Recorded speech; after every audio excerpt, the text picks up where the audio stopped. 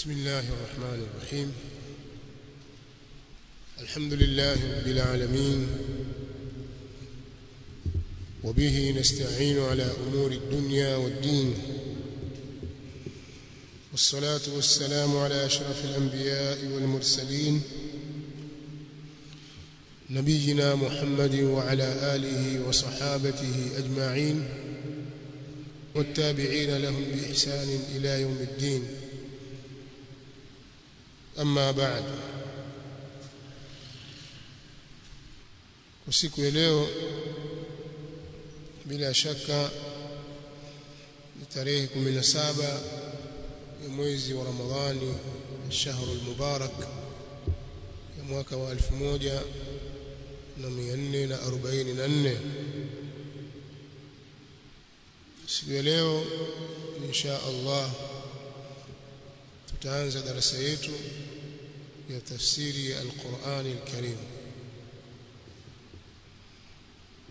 na hii ni baada ya kupita durusi nyingi tangu mwanzo wa mwezi huu wa Ramadhani, na darasa hizo zikiongozwa na Sheikh wetu Abu Muhammad Badr bin Muhammad Al-Badri Al-Anazi hafidhahu Allah Ta'ala,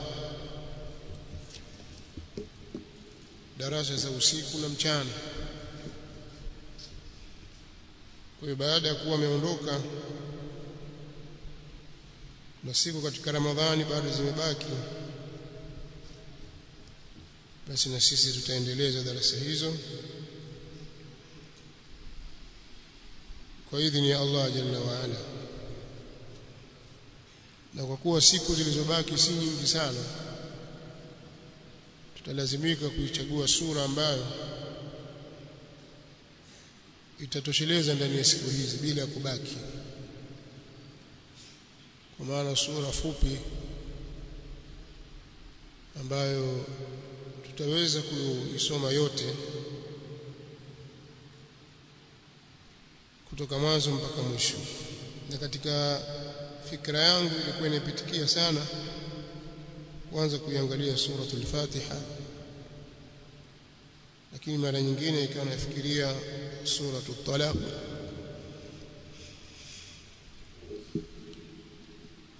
suratul Talaq ina aya 12, lakini ina mambo mengi sana.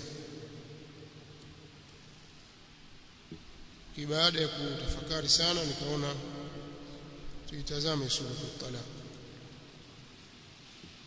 pamoja na kwamba suratul Fatiha ina mambo makubwa zaidi na mengi mno, na ni sura ambayo kila mara tunaisoma, hususan katika swala zetu,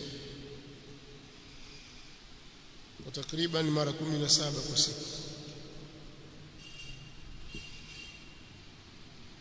Sasa leo nitatoa utangulizi tu, kwa hatutasoma sehemu yoyote katika Qur'an, katika sura, si al-Fatiha wala katika at-Talaq. Tutazungumza kuelezea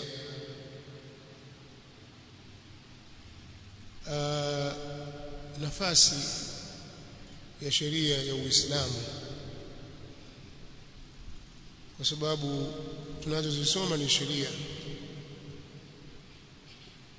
za Allah Jalla wa Ala ambazo amezileta kwenye Qur'an na kupitia mtume wake sallallahu alaihi wasallam. Kwa hiyo kuna haja ya kufanya maandalizi ya kiakili katika kuyapokea mafundisho haya. Ndalianza jambo hili kwa kusema hivi: mwanadamu nje ya sheria ya Allah anakuwa yuko kwenye giza. Binadamu akiwa yuko nje ya sheria ya Allah, sheria iliyo kwenye kitabu chake ambacho ni Al-Qur'an, na sheria iliyo katika mafunzo ya Mtume sallallahu alaihi wasallam katika sunna zake, mtu yoyote ambaye yuko nje ya utaratibu wa sheria hii, basi huyo yuko kwenye giza. hata kama atawasha taa zote za mchana na usiku, jua likiwaka, mwezi, na yeye akawasha taa zake kama haona njia, bado yuko kwenye giza. Na kusudia giza la kimaana, sio la kihisia, kwa maana fikra zake, mtazamo wake, moyo wake, dhamira yake na maazimio yake yote ni giza, muda wa kuwa iko nje ya sheria. Na mitume wameletwa kwa lengo la kuwatoa watu kwenye giza na kuwapeleka katika nuru. Aya zimekuja nyingi tu, qad ja'akum min Allahi nurun wa kitabun mubin. Au Allah aliposema katika sura Ibrahim, alif lam ra, kitabun anzalnahu ilayka litukhrija an-nasa min adh-dhulumati ila an-nur.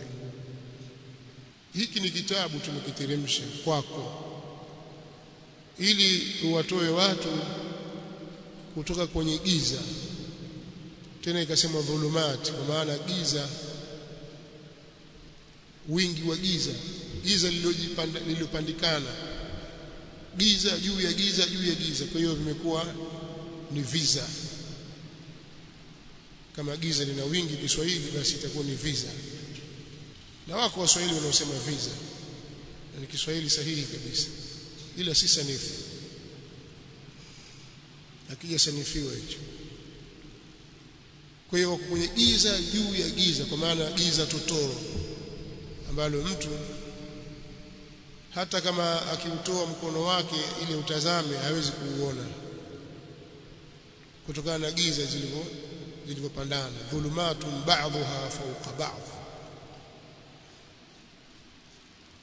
Sasa mitume kazi waliopewa ni kuhakikisha wanawatoa watu kwenye giza, wanawaingiza katika nuru, litukhrija an-nasa min adh-dhulumati ila an-nur, ili watoe watu katika giza wapeleke kwenye nuru. Ni hiyo ndio kazi pia aliyopewa mtume wetu Muhammad sallallahu alaihi wasallam.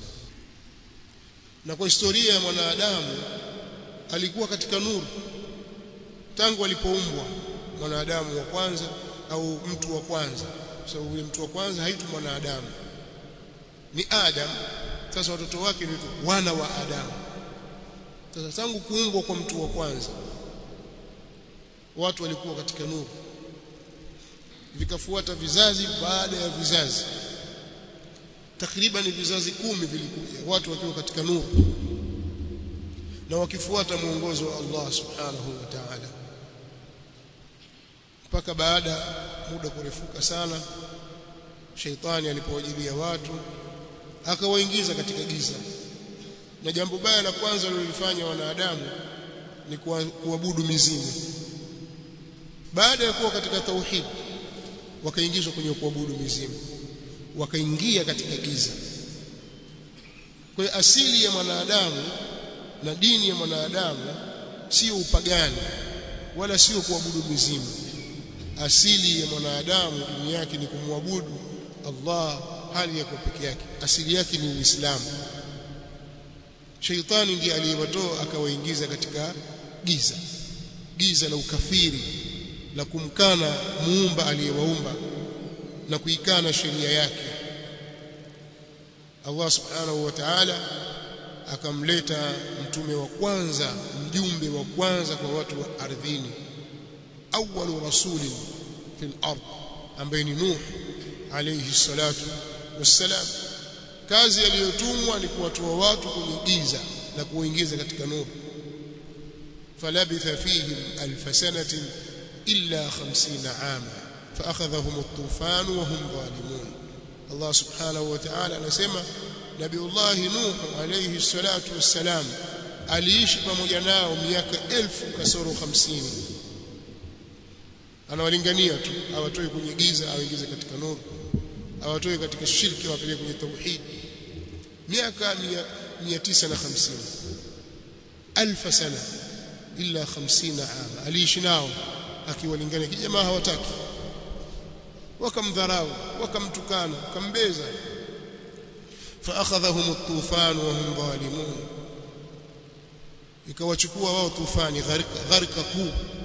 Historia zote zinaeleza kwamba kuna gharika kuu iliyomeza ulimwengu, wakaadhibiwa kwa kuletewa mafuriko yaliyomeza kila kitu isipokuwa wale walioamini peke yao, pamoja na Nuh alayhi salatu wassalam.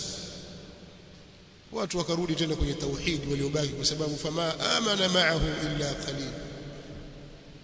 Watu wakaendelea kuzaana kupitia kizazi cha Nabiiullah Nuh alayhi salatu wassalam, na wakawa katika tauhid, mila moja, Uislamu wa kumpwekesha Allah na kufuata sheria yake. Sheitani akawajia tena, na hasa walikuwa ni watu wa Ad, ndio walianza jambo hili, wakaanza kumkufuru Mola wao. Allah akawapelekea Nabiiullah Hud, hawakusikia wakaadhibiwa. Waliokoka ni wale walioamini katika wao.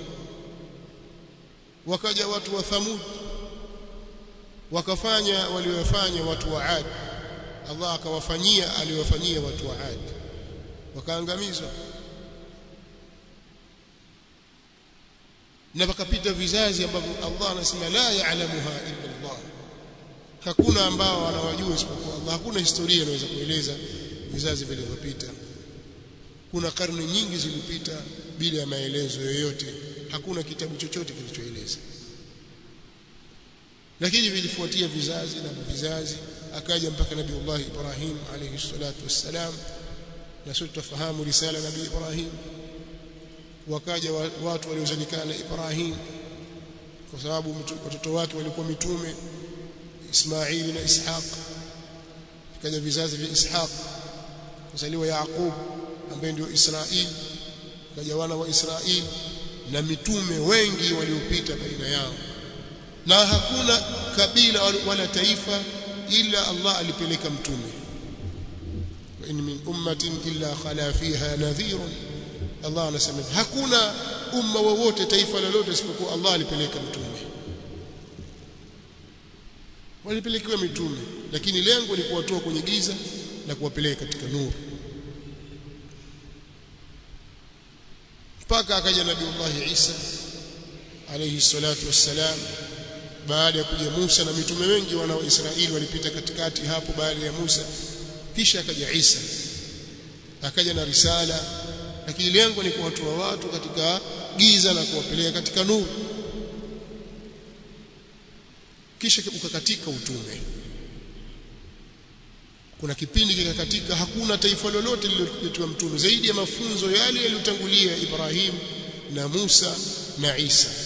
Upotoshaji ukaja mwingi sana, na umma mwingi ukaingia katika upagani na ukaingia kwenye kufuru na kuabudu mizimu, mpaka watu wakidhania kwamba dini za asili ni kuabudu mizimu na sheria za kienyeji. Kumbe sio, ni fatra. Kuna kipindi cha fatra, kukatika utume.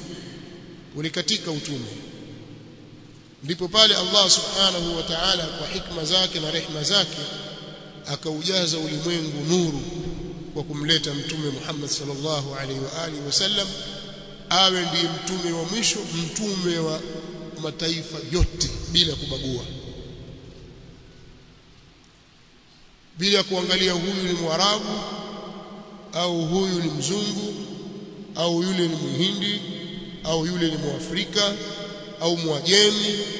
Ikawa mtume Muhammad sallallahu alaihi wasallam ndiye mtume wa wote, ametumwa aje watoe watu kutoka kwenye giza awapeleke katika nuru biidhni rabbihim ila siratil azizil hamid. Kwa mtume sallallahu alaihi wa alihi wasallam akaletwa, ikawa risala yake ndio risala ya mwisho, na kitabu alichopewa ndicho kitabu kinachotawala vitabu vyote. Yale yanayowafikiana na kitabu alichopewa mtume sallallahu alaihi wasallam, basi hayo ni sahihi, na yale ambayo hayakuwafikiana na kitabu alichopewa mtume sallallahu alaihi wasallam, hayo hayatakuwa sahihi, hayawezi kuwa sahihi. Baada ya kuwa watu wamekubaliana wote kwamba vitabu vilivyoteremshwa kwa mitume wa Allah waliotangulia viliingiliwa na mikono ya upotoshaji,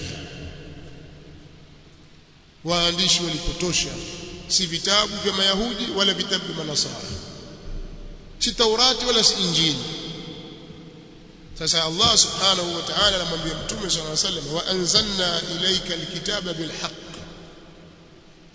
na tumeteremsha kwako wewe Muhammad kitabu, yani alquran, kwa haki, musaddiqan lima baina yadayhi min alkitab, hali ya kuwa kitabu hiki ni chenye kuyasadikisha yale yaliyotangulia katika vitabu. Kuna mambo mengi yamo kwenye vitabu, kuna mitume wametajwa, kuna kuamini siku ya mwisho kwamba kuna siku kufufuliwa imetajwa hilo, kwamba kuna muumba mmoja tu aliumba viumbe vyote, mbingu na ardhi na vilivyomo ndani yake, na yeye ndiye anastahili kuabudiwa. Qur'ani imekuja kusadikisha hilo. Kwa hiyo imekuja kusadikisha yale yaliyotangulia katika vitabu vilivyotangulia, wa muhaiminan alayhi, na kitabu hiki kimekuwa ni chenye kutawala juu yake, juu ya vitabu hivi. Kwa hiyo lolote lililokuwa limekuja kinyume na yale tutakayokuteremshia, basi ujue hilo lina makosa, halifai. Kama madai ya kuwa Allah ameifanya ana mtoto, kwamba fulani ni mtoto wa Mungu, ni madai ya uongo yamezushwa na wanadamu, hayakuteremshwa kwenye kitabu kwamba kuna kadha kuna kadha. Kwa hiyo Qur'ani imekuja kutawala na kuvihukumu vitabu vingine. Kwa hiyo fahkum bainahum bima anzala Allah, wewe Muhammad wahukumie baina yao kwa kile ambacho amekiteremsha Allah. Akapewa kazi hii na Allah subhanahu wa ta'ala kuwa awahukumu watu kwa maandiko yaliyokuja kutoka kwa Allah. wala tattabi ahwaahum amma jaaka min alhaq, wala usifuate matamanio yao, kuacha yale yaliyokuja wewe katika haki. Kwa sababu tayari wewe ulipokuja watu walikuwa wana mambo yao, wana mila zao. Waarabu katika jazira la Arabia walikuwa wana mila zao, walikuwa na ibada zao. Wako waliokuwa wakiabudu nyota, wako waliokuwa wakiabudu masanamu walioyachonga kwa mikono yao. Kuna wengine waliokuwa nje ya hao walikuwa wakiabudu moto, wengine wakiabudu wanyama, wengine wakiabudu miti na misitu na mapango. Katika dunia watu wamegawanyika katika mila tofauti tofauti. Katika sehemu ya Afrika asilimia kubwa watu walikuwa wakiamini kwenye mizimu kwa kuabudu miti na mapango, na kile kilichokuwa kikubwa kwao, kama wakiona mtu mkubwa wanauabudu, baadhi yao mlima mkubwa wanauabudu.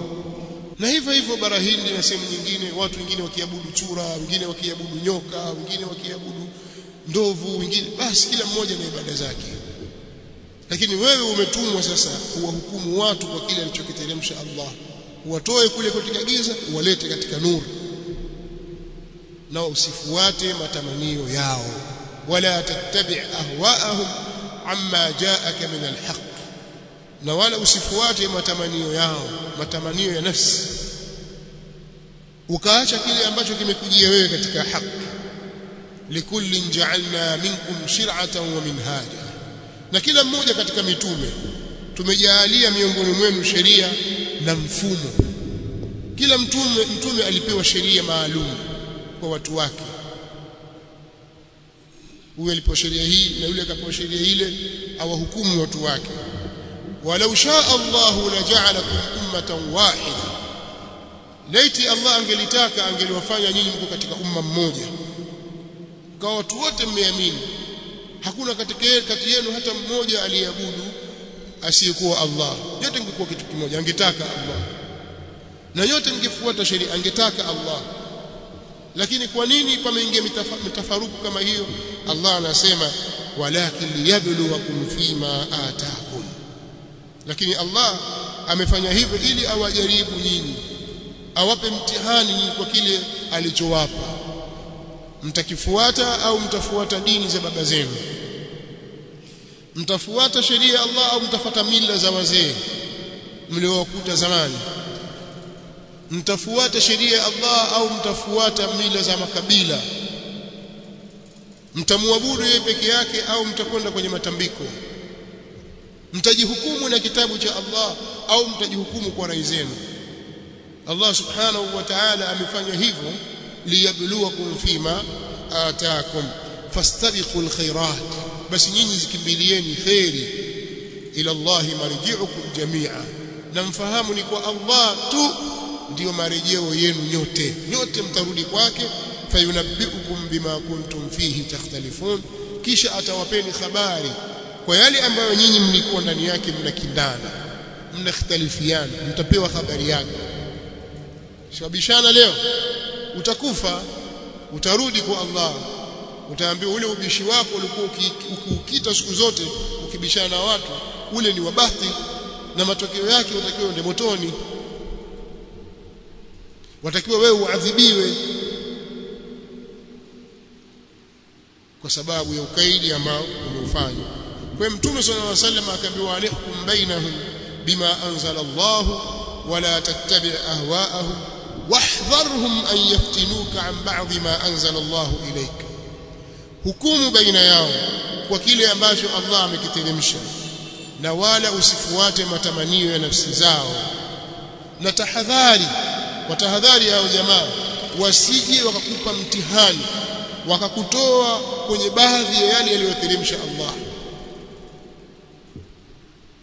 Pana mambo matatu hapa: pitisha hukumu, itumie hukumu ya Allah subhanahu wa ta'ala, lakini pia usifuate maoni na fikra za watu katika kupitisha hukumu za Allah. Lakini pia chukua tahadhari, hawa jamaa ni wajanja sana, wanajitia uwerevu, wana mbinu nyingi za kukufitini wewe ukajikuta umetoka katika sheria ukafuata njia zao na maoni yao. Kwa tahadhari, fa intawallaw, na kama wao watakengeuka wakaacha kufuata sheria na hukumu za Allah, fa'lam anna ma yuridu Allah an yusibahum bi ba'd dhunubihim, basi jua kwamba Allah anataka kuwaadhibu wao kwa sababu ya baadhi ya madhambi yao. Ukiwaona wanakengeuka, kila unapowaambia njooni kwenye sheria Allah hawataki, ujue kwamba hao imekusudiwa kwa adhabu, utakuadhibiwa. Wa inna kathiran minan nasi la fasiqun, na kwa hakika watu wengi ni watu mafasik. Afa hukma aljahiliyati yabghun, hivi hukumu ya kijahili ndio wanaoitaka? Waman ahsan min Allah hukman liqaumin yuqinun, na hakuna aliyemzuri zaidi kwa hukumu kuliko Allah. Hakuna aliyemzuri zaidi kwa hukumu kuliko Allah, lakini kwa wale watu wenye yaqini. Yani hakuna hukumu yoyote inayolingana au inayofanana na kushabihiana hukumu ya Allah. Sheria zote zilizowekwa na zilizotungwa na wanadamu wakale na wasasa haziwezi kufanana na kulingana kwa uzuri na sheria ya Allah. Zote zenye sheria za wanadamu ni sheria zenye mapungufu, ni sheria zilizojaa utashi na ubinafsi na unyanyasaji na ukandamizaji, zisizochunga haki na uadilifu. Hata kama zikiitwa ni sheria za haki na uadilifu, lakini sheria za dhulma na ukandamizaji ambazo hazichungi uadilifu, kwa sababu ni hukumu za kijahili. Mwanadamu asili yake ni jahili, innahu kana dhaluman jahula. Mwanadamu yeye ni dhalim, mjinga. Sasa mjinga hawezi kuweka kitu cha maana. Asili ya mwanadamu alivyo, akitoka nje ya sheria ya Allah ni mjinga. Kama hakupata muongozo kutoka kwenye dini ya Allah na sheria ya Allah na kitabu cha Allah, mwanadamu asili yake ni mjinga, mawazo yake ni finyu. Anapofikiria yeye ufikiria jambo la hapa na pale, na kama ataweka sheria kwamba sheria hii ya miaka 50 hii, sasa ndio miaka 50 ndio mwisho wa dunia, hakuna wengine watakao kuja. Kwa nini msiweke sheria ya miaka 1000? Hamwezi, kwa sababu ya ujinga. Hujui baada ya miaka kadhaa kutakuwaje. Na ndio maana leo utakuta kuna miji mingi ilijengwa zamani ikiitwa miji ya kisawasawa, lakini kwa kuwa imejengwa na wanadamu wajinga hawakujua baadaye itakuwaje, imelazimika kuvunjwa ijengwe mingine mipya au yahamu kabisa watu waikimbie, kwa sababu mwanadamu ni mjinga, hajui yajayo mbeleni. Sasa wewe utakuacha sheria ya Allah ambayo inaangalia maslahi ya sasa na ya baadaye, ya vizazi vya sasa na vizazi vijavyo, na haki mbalimbali za watu wa aina mbalimbali, ufuate sheria ya mwanadamu.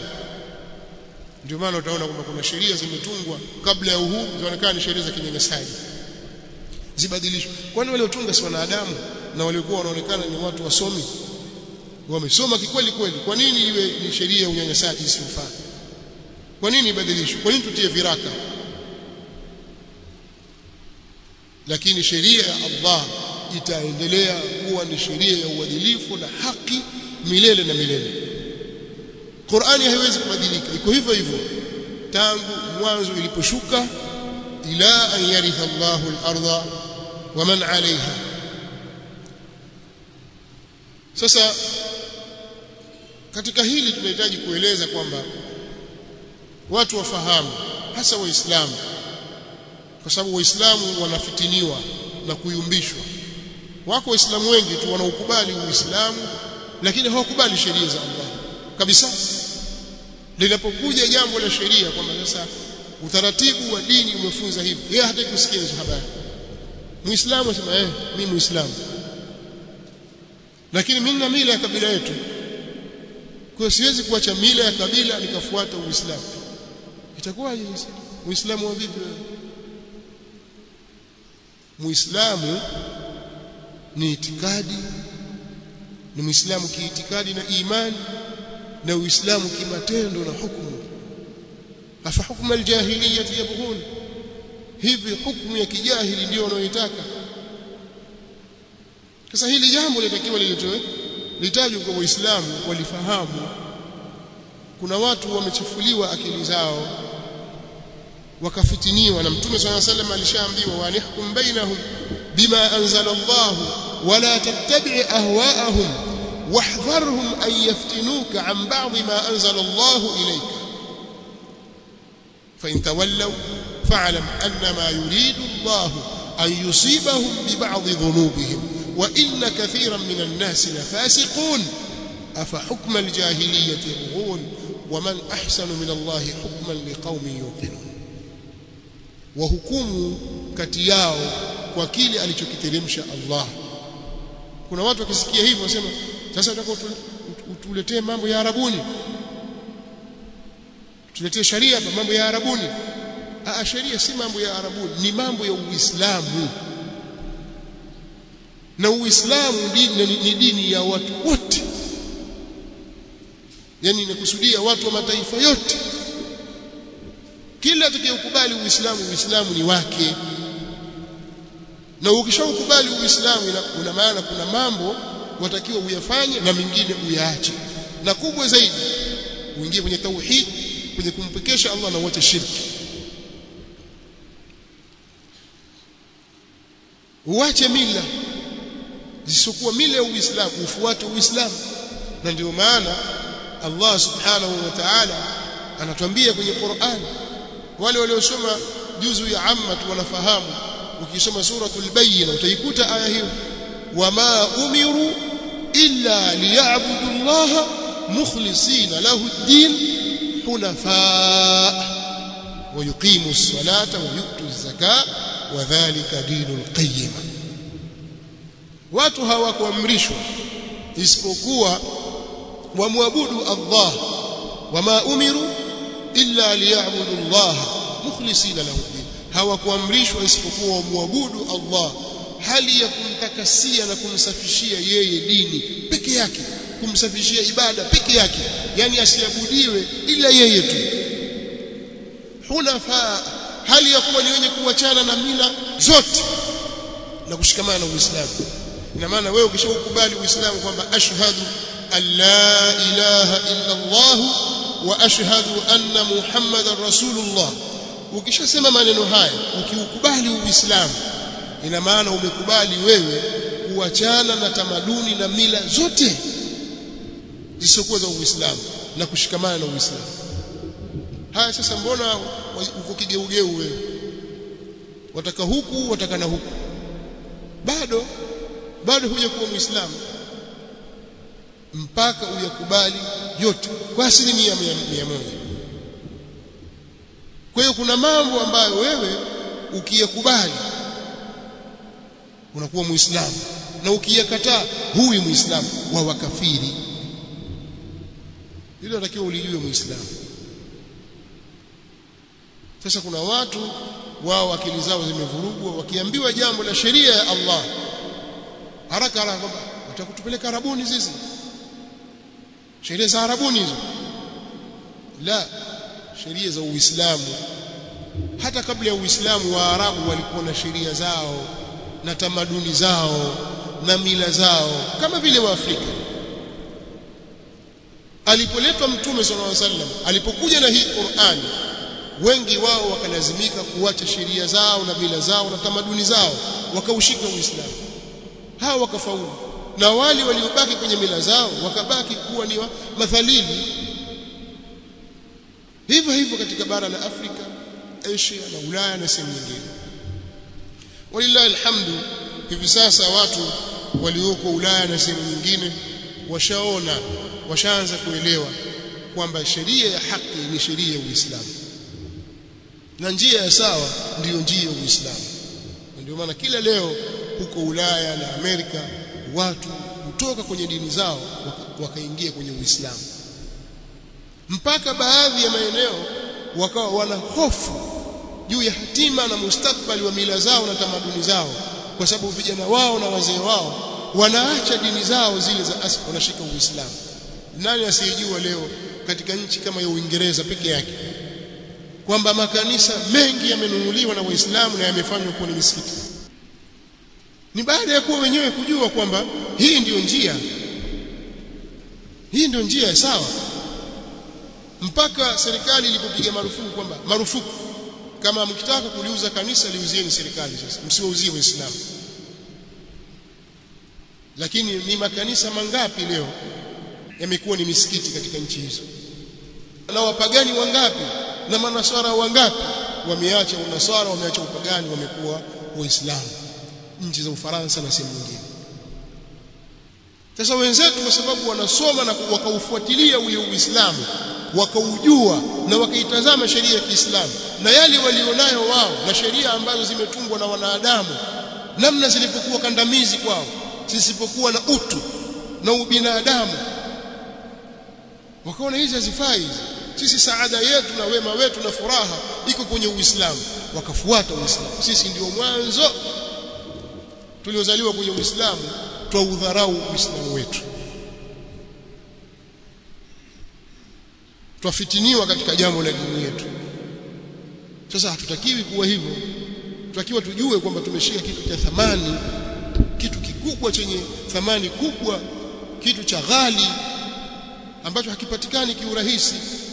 Si kwa sababu ya akili tu ya mwanadamu aweza kukipata kitu, la, hii ni tunu Allah subhanahu wa ta'ala umpa anayemtaka katika waja wake. Sasa miongoni mwa faida au miongoni mwa sifa maalum za kipekee zinazopatikana kwenye sheria ya Kiislamu ni kuwa sheria hii ni sheria iliyotoka kwa Muumba anayejua yasiri na ya dhahir, yaliyopita huko zamani na sasa na yajayo mbeleni, ambayo twayajua na tusiyoyajua. Anajua maslahi yetu, lipi ambalo litakuwa na maslahi na sisi na lipi halina maslahi na sisi. Sheria hii ya Uislamu ni ya huyo aliyeumba mbingu na ardhi na vilivyomo ndani yake. Kwa hiyo hii ni moja katika sifa kubwa kabisa ya sheria ya Uislamu. Ni sifa ya kipekee kabisa. Si sheria iliyotungwa na wanadamu kwamba walikaa katika bunge fulani, walikaa katika mkutano wa 10 ngapi na 10 ngapi wakatunga sheria hii wakaona hivi. La, ni sheria kutoka mbinguni moja kwa moja kwa Allah subhanahu wa ta'ala. Kwa hiyo ukiambiwa hili ni haramu, litakuwa ni haramu tangu liliposemwa kwa ni haramu, na litaendelea kuwa haramu hilo mpaka kiyama, haliwezi kubadilika. Kama sheria imetuambia hurrimat alaykum ummahatukum, wa banatukum wa akhawatukum wa ammatukum wa khalatukum, kwamba mmeharamishiwa nyinyi kuwaoa mama zenu, watoto wenu wa kike, dada zenu, shangazi zenu na makhalati wenu, yani mama zenu wadogo na wakubwa. Kama mmeharamishiwa, itaendelea kuwa haramu hilo mpaka kiyama. Hakuna kwamba hayo mambo yamepitwa na wakati, mtu aweza kumwoa hata dada yako tu. Haiwezekani. Sheria ya Uislamu haiko hivyo, kwamba sasa msikitini mashehe wakaa wafikiria, je, muonaje mtu kumwoa dada yake? Basi kwa sababu haki binadamu na watu wenyewe wapendana, tulipitishe. Kwenye Uislamu hakuna jambo hilo. Au kwamba mwanamume amuoe mwanamume mwenzie, alafu mufti wa Uislamu atoe fatwa kwamba tunaona jambo hili maadamu hao wote ni wana wa Mungu, haina neno, wenyewe wamependana waoane, kama walivyofanya huko kina papa waliotangaza kwamba yafaa wanaume kuoana. Kwenye Uislamu hakuna kitu namna hiyo, kwa sababu ni sheria itokayo kwa nani? Kwa Allah. Haikutungwa na maoni ya watu. Mwanamume hawezi kumwoa mwanamume mwenzie. Huo ni ubaradhuli, huo ni ushenzi, hauwezi kuwa ni ustaarabu. Kwa hiyo miongoni mwa mazaya au khasais, zile sifa za kipekee kabisa za sheria ya Kiislamu ni kuwa ni sheria itokayo kwa Muumba Allah subhanahu wa ta'ala.